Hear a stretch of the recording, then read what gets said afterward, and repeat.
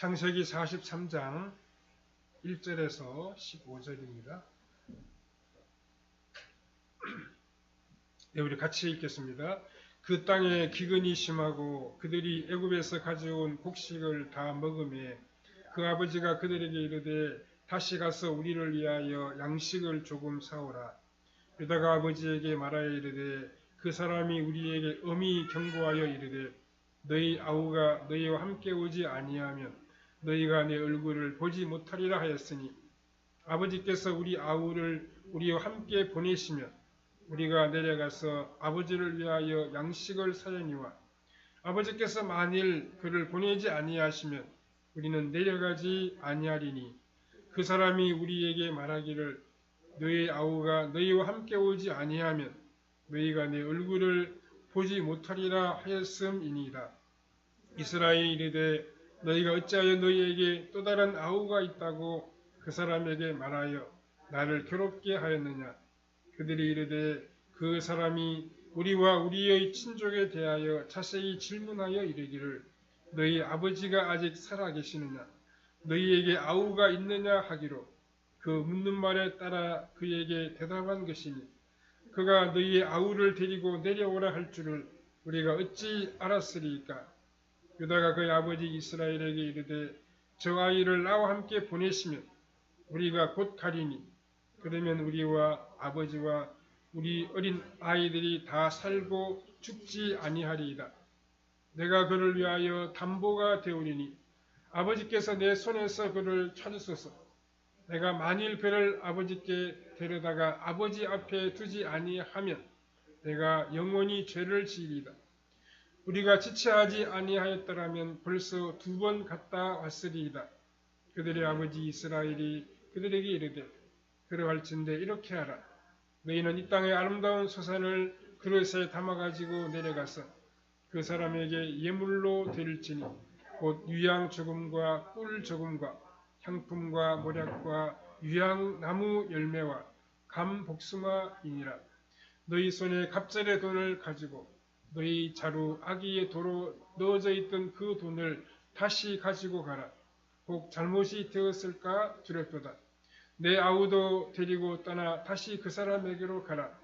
전능하신 하나님께서 그 사람 앞에서 너희에게 은혜를 베푸사 그 사람으로 너희 다른 형제와 베냐민을 돌려보내게 하시기를 원하노라.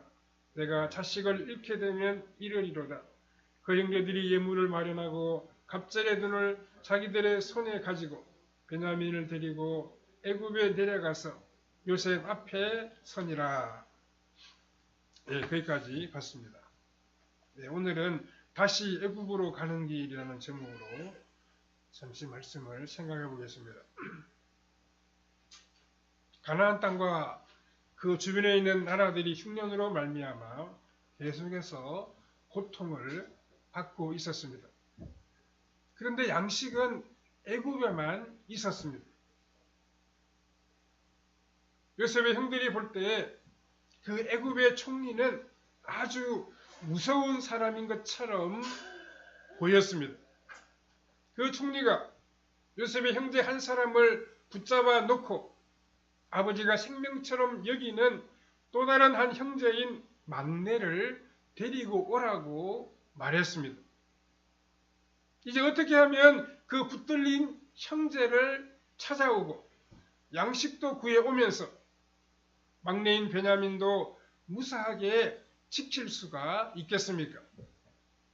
이런 문제에 비하면 학교에서 수학 문제를 풀고 영어 답안을 쓰는 것은 아무것도 아닌 것 같습니다.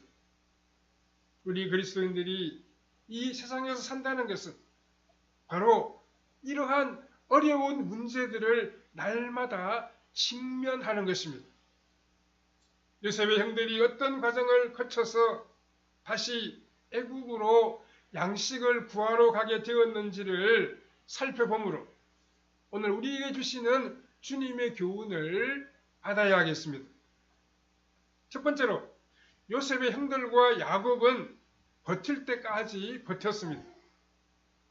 본문 1절과 2절에 보면 그 땅에 기근이 심하고 그들이 애굽에서 가져온 곡식을 다 먹으며 그 아버지가 그들에게 이르되 다시 가서 우리를 위하여 양식을 조금 사오라 라고 했습니다. 이 어렵고 힘든 문제에 대하여 야곱과 그의 아들들이 보인 태도는 시간을 질질 끌면서 어떻게 하든지 끝까지 버티는 것이었습니다. 버틸 때까지 버티다가 그때 가서 한번 생각을 해보자는 것입니다. 당장은 먹을 것이 있었기 때문에 그들은 이 문제에 정면으로 대응하지 아니하고 시간을 끌면서 갈 때까지 가보았습니다. 그러나 시간이 흘러도 변한 것은 아무것도 없었습니다. 양식만 바닥났지 달라진 것은 없었습니다. 이렇게 도저히 버틸 수 없는 시점까지 왔을 때야 비로소 야곱은 아들들에게 다시 애굽에 가서 양식을 구해오라고 말했습니다. 야곱은 지금까지 어려움이 생길 때마다 꾹 참는 그런 형이었습니다. 왜냐하면 모든 일에 다 하나님의 때가 있기 때문에 그 때가 오기 전에는 아무리 몸부림쳐봐야 안 된다는 인식이 그의 머릿속에 있었기 때문입니다. 그러나 그것은 어디까지나 그가 신앙적으로 어렸을 때의 일입니다. 지금 야곱이 당하고 있는 문제는 단순히 참기만 한다고 해서 해결될 그런 성질의 것이 아니었습니다. 무엇인가 판단하고 결정해야 할 그러한 문제였습니다. 그럼에도 불구하고 그가 할 수 있는 한 결정을 최대한 유보하다가 마침내 더 이상 버틸 수가 없는 막바지에 이르게 되었습니다. 이것은 일종의 패배주의적 사고방식입니다. 그리스도인들이 배워야 할 것은 자신이 할 수 없는 일을 해결하려고 나서서도 안 되지만 자신이 판단하고 책임져야 할 일이 저절로 해결되기를 기다렸어도 안 된다는 것입니다. 그런 문제는 오히려 적극적으로 나서야 합니다. 그래야 해결이 될 수 있습니다. 어떤 어려움이 생겼을 때 참아야 할 문제인지 아니면 스스로 판단해서 결정을 내려야 할 문제인지 어떻게 우리가 분별할 수 있습니까? 그 일이 내 책임인지 아닌지를 생각하면 될 것입니다. 다시 말해서 내가 지금 결정을 내릴 수 있는 그런 사안이라고 하면 그것은 내가 감당해야 할 일입니다. 그러나 내가 결정할 수 있는 여지가 전혀 없는 일이라고 한다면 그것은 인내하면서 기다려야 합니다. 오늘날 사람들은 자신이 할 수 있는 일을 다른 사람들에게 미룬 채 자신이 할 수 없는 일을 놓고 떠들어대거나 열을 올리면서 비난을 할 때가 있습니다. 그렇게 하는 것은 그 사람이 아직 정신적으로 어리기 때문입니다. 야곱은 스스로 책임져야 할 상황에서 계속해서 시간을 끌었습니다. 양식이 다 떨어져서 버틸 수 없을 때까지 버텼습니다. 그러나 하나님께서 이런 문제를 야곱에게 주심으로 그의 신앙을 한 단계 더 높은 수준으로 끌어올리고자 하십니다. 두 번째, 유다가 다시 애굽으로 가는 문제에 개입했습니다. 오늘 본문에서 가장 특징적인 것은 지금까지 소극적인 자세로 일관하던 유다가 갑자기 나서서 야곱을 설득하는 그러한 모습입니다. 그는 다시 애굽에 가는 문제에 대해 베냐민을 보내주면 자신이 그의 안전을 책임지겠다고 말했습니다. 지금 집안에는 양식이 떨어져 가고 있습니다. 잘못하면 온 식구들이 다 굶어 죽어야 할 판입니다. 그런데도 다른 형제들은 모두가 다 입을 굳게 다물고 있습니다. 그때 유다가 나섰습니다. 이것은 이스라엘 역사에서 굉장히 중요한 의미를 갖는 사건입니다. 지금까지 유다는 형제들 사이에서 한 일이 아무것도 없습니다. 그는 요셉을 팔 때 같이 있었고 한때 타락해서 이방 여인과 살았으며 무언가 잘못되는 바람에 며느리와 관계하여 자식을 낳기도 한 사람이었습니다. 그런데 그런 유다가 집이 가장 어려울 때, 죽느냐 사느냐 기로에 놓여 섰을 때, 아무도 이 문제를 책임지려고 하지 아니했을 때 전면에 나서서 아버지를 설득했습니다. 이 사건으로 유다는 일약 이스라엘의 장자로 주목을 받게 됩니다. 야곱은 죽기 전에 유다를 축복하면서 그 집에서 7이자의 지팡이가 떠나지 아니할 것이라고 말했습니다.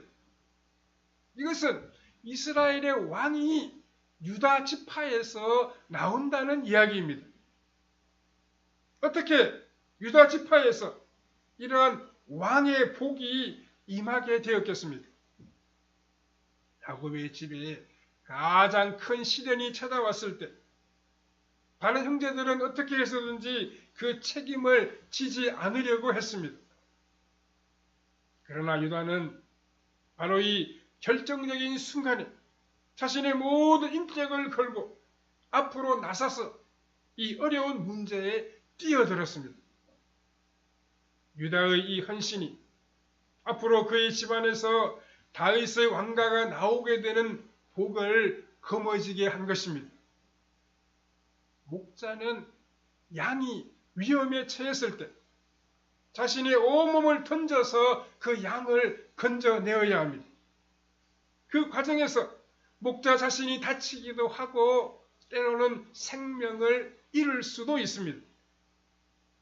그렇기 때문에 양은 목자를 절대적으로 믿는 가운데 그 목소리만 듣고서도 어디서든 따라갈 수 있는 것입니다. 유다 지파의 왕의 복이 오게 된 것은 바로 이렇게 야곱의 집이 전부 다 죽게 되었을 때 유다가 나서서 자신의 온 생명을 걸고 가족들의 생명을 지키고자 했기 때문이었습니다. 하나님의 나라의 지도자는 언제 나타나게 됩니까? 바로 가장 어려울 때입니다. 그럴 때 자신의 모든 인격과 생명과 재산을 걸고 나서서 책임지는 그 사람이 믿을 수 있는 사람입니다. 평소에는 말을 번지르하게 하다가도 정작 어려운 일이 생기게 될 때 뒤로 빠져버리는 사람은 지도자의 자격이 없는 사람입니다. 학벌이나 재산이나 사회적인 지위만을 보고 직분을 맡기게 되면 교회에서도 문제가 생길 수 있습니다. 그 사람이 위기의 때에 자신의 모든 것을 걸고 교회를 지킬 사람인가 아니면 회피할 사람인가를 우리가 파악해야 합니다. 그렇게 본 다음에 그 사람을 지도자로, 교회의 지도자로 세워야 하는 것입니다. 유다는 부족한 점이 많은 사람이었습니다. 허물투성이의 사람이었습니다. 한때 신앙적으로 깊이 타락하기도 했습니다. 그러나 그는 야곱의 집이 가장 어려움에 빠졌을 때 가만히 있지 아니하고 자신의 인격과 생명을 걸고 그 어려움을 해결하려고 나섰습니다. 하나님의 백성은 그 일생에 몇 번 큰 도전을 맞이하게 됩니다. 여전히 부담스러운 책임을 져야 할 순간이 찾아옵니다.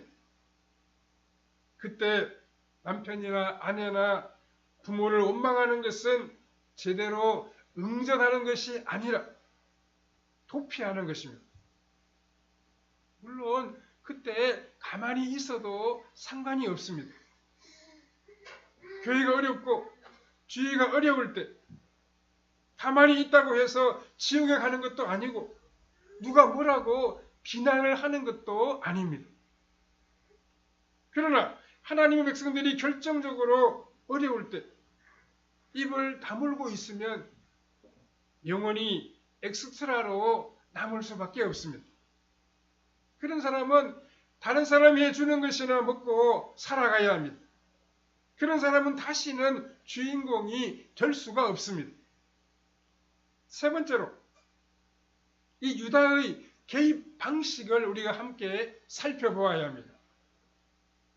유다는 어떤 식으로 이 문제에 개입을 했습니까? 첫 번째로 유다는 아버지 야곱에게 현실을 그대로 인정하게 만들었습니다. 3절과 4절을 보시면 유다가 아버지에게 말하여 이르되 그 사람이 우리에게 음히 경고하여 이르되 너희 아우가 너희와 함께 오지 아니하면 너희가 내 얼굴을 보지 못하리라 하였으니 아버지께서 우리 아우를 우리와 함께 보내시면 우리가 내려가서 아버지를 위하여 양식을 사려니와 아버지께서 만일 그를 보내지 아니하시면 우리는 내려가지 아니하리니 그 사람이 우리에게 말하기를 너희 아우와 너희가 함께 오지 아니하면 너희가 내 얼굴을 보지 못하리라 하였음이니이다. 이렇게 말하고 있습니다. 아마도 요셉은 형제들을 가나안으로 돌려보내면서 만일 너희 아우를 데려오지 아니하면 절대로 내 얼굴을 보지 못할 것이라는 말을 여러 차례 강조했던 것 같습니다. 그런데 유다의 말을 들어보면 야곱은 어떻게 해서든지 자식들을 다시 애굽에 보내서 양식을 사오게 하되 베냐민을 보내지 아니하려고 했던 것 같습니다. 시간도 좀 지나갔고 혹시 애굽의 총리가 잊어버릴 수도 있으니까 그냥 넘어가 보자는 그런 생각이었던 것 같습니다. 그러나 유다는 이것이 그에게 그렇게 간단한 문제가 아니라는 것을 알고 있었습니다. 애굽의 총리가 막내에게 비상한 관심을 가지고 있었고 그를 꼭 데리고 와야 한다고 누누이 강조했기 때문입니다. 그래서 유다는 이 식량 문제를 해결하기 위해서는 반드시 베냐민을 데리고 가야 한다고 분명하게 말했습니다. 유다는 현실을 현실로 보게 했습니다. 즉 그는 아버지에게 아버지 이것은 그냥 적당하게 넘길 그런 문제가 아닙니다. 베냐민을 데리고 가지 아니하면 절대 해결이 될 수가 없습니다. 아버지가 아무리 화를 내셔도 이건 어쩔 수가 없습니다. 이것은 현실입니다. 이렇게 이야기를 했습니다. 두 번째로 유다는 야곱의 감정적인 분노에 잘 대처하고 있습니다. 6절에 보면 이스라엘이 이르되 너희가 어찌하여 너희에게 또 다른 아우가 있다고 그 사람에게 말하여 나를 괴롭게 하였느냐라고 말했습니다. 야곱의 이 말은 원망과 불평입니다. 왜 집에 막내가 있다고 말하여 나를 이런 어려운 지경에 빠지게 만들었냐고 말하고 있는 것입니다. 유다는 화를 내는 대신에 아버지를 설득했습니다. 7절에 보면 그들이 이르되 그 사람이 우리와 우리 친족에 대하여 자세히 질문하여 이르기를 너희 아버지가 아직 살아 계시느냐? 너희에게 아우가 있느냐 하기로 그 묻는 말에 따라 그에게 대답한 것이니 그가 우리의 아우를 데리고 내려오라 할 줄을 우리가 어찌 알았으리까?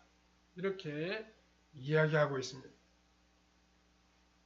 애굽의 총리가 그들의 가족사항에 대하여 굉장히 집요하고 자세하게 묻더라고 유다가 말하고 있습니다. 더구나 막내를 애굽으로 데리고 오라고 말할 줄은 정말로 몰랐다는 것입니다. 여기서 유다가 말하는 핵심은 지금 그때의 잘잘못을 따져봐야 아무런 소용이 없고 중요한 문제는 다시 애굽에 가서 양식을 구해오는 일이라고 말하고 있습니다. 8절에 유다가 그의 아버지 이스라엘에게 이르되 저 아이를 나와 함께 보내시면 우리가 곧 가리니 그러면 우리와 아버지와 우리 어린 아이들이 다 살고 죽지 아니하리이다 라고 말하고 있습니다. 지금 중요한 문제는 아버지와 아들 중 누가 이기느냐 라고 하는 그런 것이 아니라 현실적으로 베냐민을 데리고 가서 곡식을 구해오는 것입니다. 지금 저건 애굽의 총리입니다. 자신들끼리 왜 이랬느냐 왜 저랬느냐 하고 싸워봐야 아무런 소용이 없는 일입니다. 유다는 야곱의 분노를 철저하게 현실적인 인식으로 가라앉히고 있습니다. 세 번째로 유다는 자기 자신을 담보로 내놓았습니다. 9절과 10절에 보면 내가 그를 위하여 담보가 되오리니 아버지께서 내 손에서 그를 찾으소서. 내가 만일 그를 아버지께 데려다가 아버지 앞에 두지 아니하면 내가 영원히 죄를 지리이다. 우리가 지체하지 아니하였더라면 벌써 2번 갔다 왔으리이다 라고 말했습니다.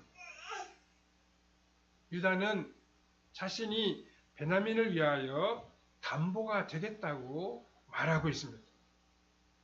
즉 베냐민이 애굽에서 잡히게 되면 자신이 대신 잡히고 베냐민은 돌아올 수 있도록 만들겠다고 말하고 있습니다.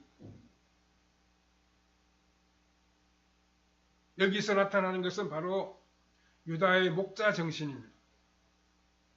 유다는 말만으로는 아버지를 안심시킬 수 없다는 사실을 알았습니다. 그래서 자신이 그를 담보할 테니 보내달라고 아버지께 말하고 있습니다. 유다는 왜 자신이 베냐민을 담보하겠다고 나섰습니까? 누군가 희생하지 아니하면 이 어려운 문제를 풀 수 없다는 사실을 알았기 때문입니다. 아버지는 베냐민을 포기하지 아니할 것입니다. 형제들 중에서 책임을 지겠다고 나설 사람도 아무도 없습니다. 애굽 총리의 마음이 바뀔 가능성은 더더욱 없습니다. 유다는 자신이 희생하지 아니하면 이 집안을 살릴 수 없다는 사실을 알았습니다. 그렇기 때문에 자신의 모든 것을 다 걸고 가족들을 살릴 수 있다고 하면 그렇게 하기로 했습니다. 이것은 하나님이 보시기에 진정한 왕의 모습이었습니다.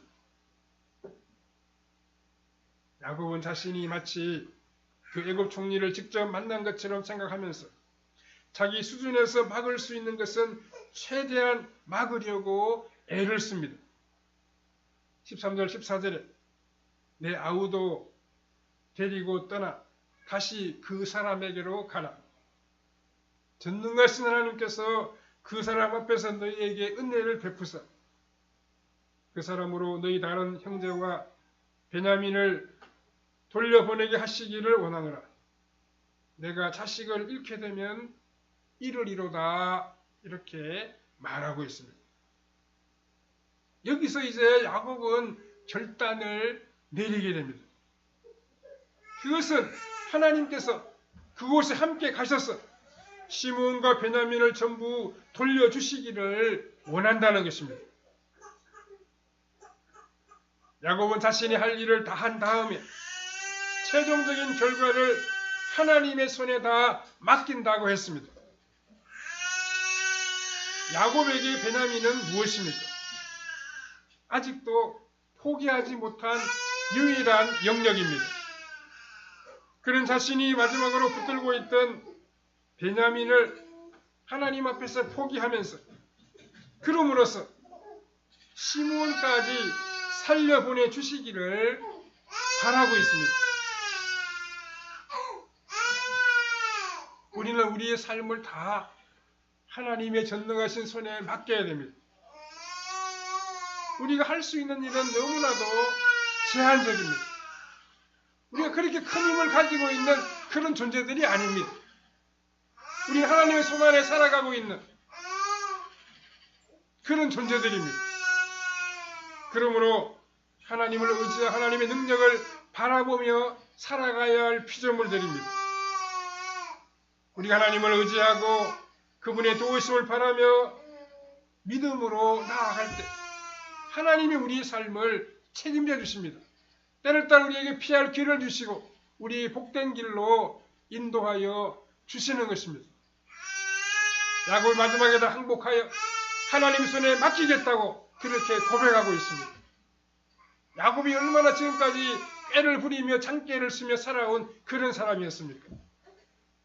그러나 여기 보면 이제 하나님 앞에 두 손을 들고 제 삶을 우리 아이들의 삶을 하나님께 맡깁니다. 이렇게 야곱이 자기의 모든 것을 다 내려놓고 있습니다.